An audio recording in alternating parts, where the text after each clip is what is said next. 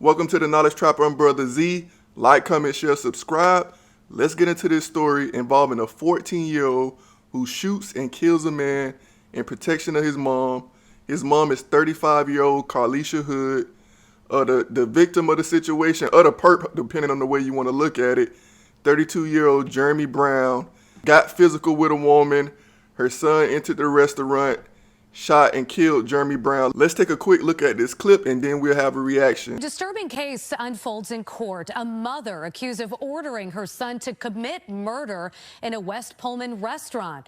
The mother and son are now charged, both of them. Elizabeth Matthews joins us now with more on this developing story. Elizabeth? Yeah, Natalie, that mom who's accused of giving those shoot-to-kill orders is now being held on $3 million bail. Parts of that shooting were actually captured on this restaurant's surveillance video, which helped the witnesses identify the suspects to police. So this all happened Sunday night, police tell us, just after 11 o'clock, about 11:05 p.m. 35-year-old Carlisha Hood and her 14-year-old son arrived at the Maxwell Street restaurant on South Halstead at 117th. Hood went in for food. Her son waited in the car.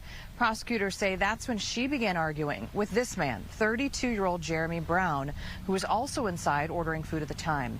Hood began texting her son, who appeared in the doorway, hands in his pockets.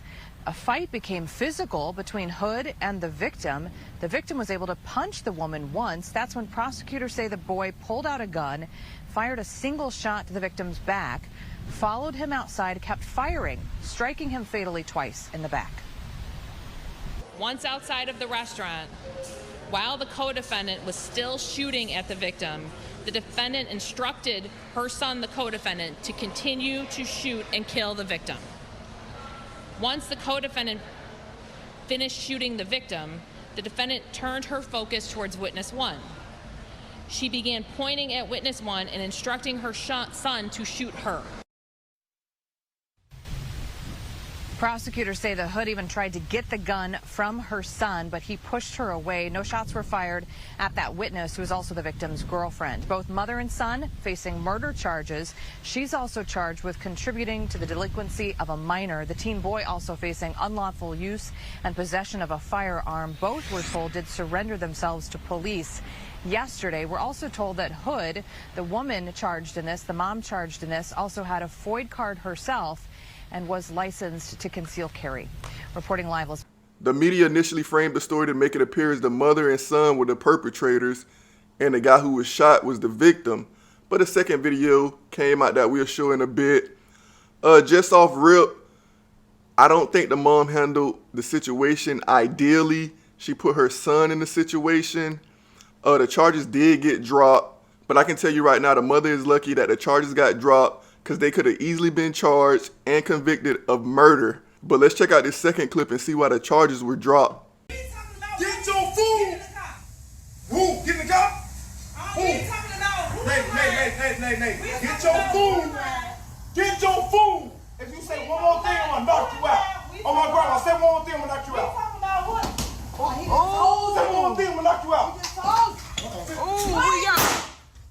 First off, this woman didn't hit or spit on this man. There's no reason he should have hit her like that. No reason at all. I'm not saying he should have died, but he should have got his ass whooped. Or if he did get shot, he should have went to jail. The son could have accidentally shot his mom. We don't know how much experience he has. So this whole situation should have been avoided. One of the two, Jeremy or Carlisha, should have walked away at a certain point. Maybe at a point she should have contacted the police, or somebody else should have contacted the police. I think there were a few men in the store. It looked like they were shopping at like a burger shop or a wing shop. Somebody should have intervened and tried to talk this man down and tell him to chill, but everybody just kind of stood around and watched. There was a lady even kind of hyping him up. Some people say that was his girlfriend. It was just a bad situation that could have been avoided, and we need to show more self-control. Like I said, the mom is lucky that those charges dropped, because there's other reports saying that she told her son to shoot the man while he was on the ground and he was already shot. In many situations, that's still a prison sentence. All the publicity and news coverage around this story probably helped the charges get dropped, because if the charges didn't get dropped, there was going to be a ruckus around this. And I don't want people to get mistaken in like, this is the way of life now, because for everyone's story, whether you do get off, there's plenty of people in jail in this same situation. And if you find yourself in this situation, there might not be a news there to give you publicity. You probably end up charged and in jail. And like I say, what if the son accidentally shot the mom or accidentally shot someone else? It wasn't his job to protect his mom. If you're in a situation and you got to, okay, but where's his dad? Where's her man? That's their job. If she's still with his dad or if she has a man. This kid can have trauma from the impact of murder and those memories. What if he wakes up every day seeing the man that he murdered? What if he gets a taste of murder and he wants to murder again? This is not a good situation. And I see so many people and women specifically in the black community celebrating this situation.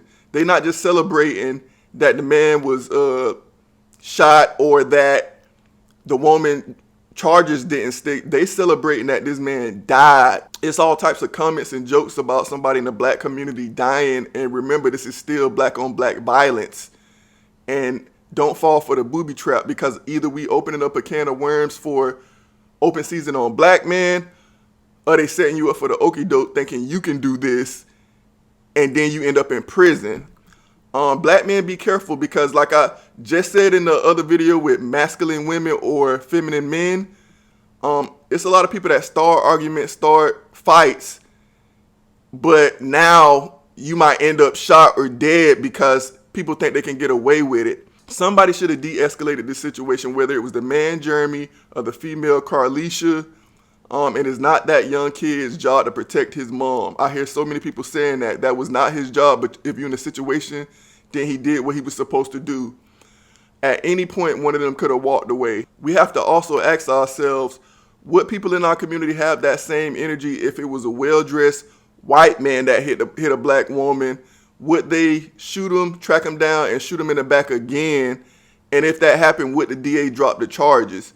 I've seen situations where white men attack black women, or would we think twice before we do that because we know the repercussions? But like I say, we celebrating Black Death. Nicki Minaj offered to pay the 14-year-old shooter's college tuition if he decides to go to college. And it's like, this is what you have to do to get people involved and pay your tuition, kill someone. I just think it's a bad look on the black community celebrating that this man got killed. At the end of the day, he shouldn't have did what he did. But this woman got a mugshot shortly after the incident. I don't see any bruises. I didn't hear that she had a broke orbital bone, a broke jaw. So yeah, it was graphic what happened. But why are we celebrating death in the black community like the KKK? I have no place in my heart for murderers, rapists, and pedos. Those people, you know, they deserve to die in my book. Community, we have to read between the lines and look at the overall situation and dissect it. We can't just jump on the bandwagon and celebrate people's death. The guy handled it wrong, the guy who died. The mom handled it bad. She could have walked away. She put herself and her son in a situation. I don't think she was an angel in this situation.